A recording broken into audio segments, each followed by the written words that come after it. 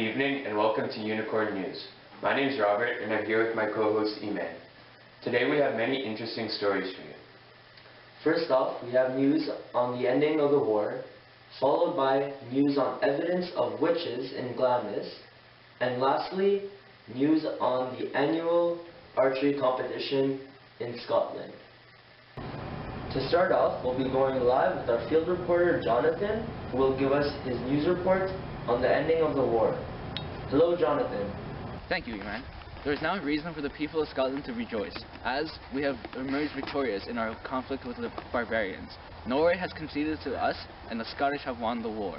But this was at a heavy cost. As you can see, this land has been ravaged by war, and there are corpses lying around everywhere.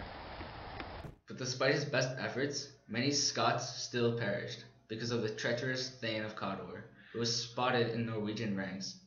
Many of these bodies were Scottish, but there would have been many more if not for our great hero Macbeth.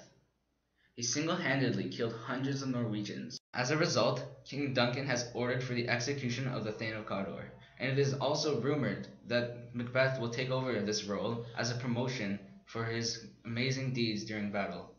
All in all, this was a great victory. The king can now rest easy and focus on bringing prosperity to all of Scotland. We now show you an exclusive interview with Jonathan and Banco, Macbeth's best friend. So, Banco, what will you do now that the war is over? Well, first of all, I want to just go home and relax and spend some time with my good son, Fiance, and my wife. I also plan to spend some time with my trusted friend, Macbeth, who's a great hero to me. Okay, that's nice. So, then how do you feel about our country's enormous victory? I'm very pleased to have won this battle. All of our soldiers have fought very valiantly. Like many other survivors, I too mourn for the fallen. However, I'm very pleased to have fought alongside the great Macbeth. Oh, wonderful. And tell me, how does it feel to fight alongside Macbeth? I felt very secure fighting alongside the great Macbeth. Like any good soldier, he always has your back and he'll never hurt you. I felt very privileged to fight alongside one of the best soldiers to ever fight for Scotland. Okay, so then tell me, how does it feel to take another man's life? Okay, killing people is never easy. At first, you're reluctant to do so, but you must do so because it's your duty as a soldier to do it. Like Macbeth, I do not like killing people. I will only do it if it is absolutely necessary. Thank you, Jonathan. That was wonderful news. Now we go live with David in the Iverness Woods to warn us about witches in the proximity. David? Thanks, Robert. There's been evidence of witches in Glamis. Peasants have found the likes of chestnuts, dog tongue, lizard legs, etc. This is clearly a sign of the devil's work. As a precaution, we are now staging witch trials. Anyone suspected of devilish or demonic behavior shall be subject to investigation. Rumors that the witches have been sent from Norway to put a curse on Scotland and our people. The thing's rather odd. There have been 3 witch sightings in the last fortnight.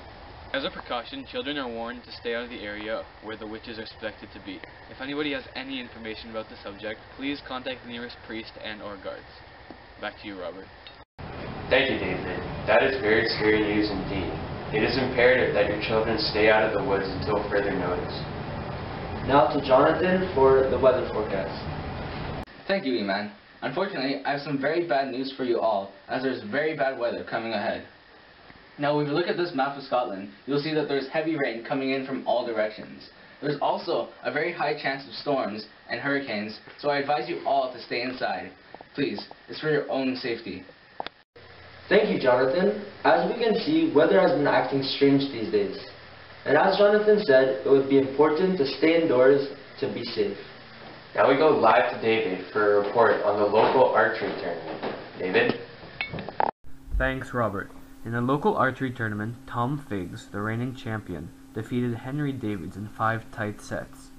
Coming from behind, he managed to shoot 3 straight perfect sets to win his 4th straight title. In other sporting news, We are sad to report that our noble King Duncan was found dead this morning inside Macbeth's castle. Rumor has it he was brutally murdered by his 2 guards. However, we cannot confirm this because they in turn were murdered by the enraged Macbeth. Rumor has it that Duncan's sons Malcolm and Donald Bain hired the two guards to kill their father. Suspicion arises as both fled the country, Malcolm fleeing to England and Donald Bain to Ireland.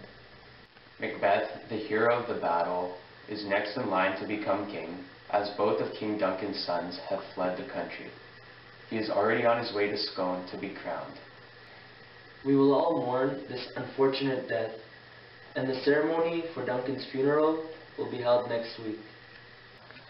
Now, putting this sad news aside, we will return to David for the report on the local archery tournament. Thanks, Robert. That is very sad news indeed. Returning to the archery tournament, Christine Lombard destroyed the rest of the field in the women's draw. Shooting 3 nearly perfect sets in a row, she won the final over Agatha Smith by 37 points, the largest margin of victory ever in the final.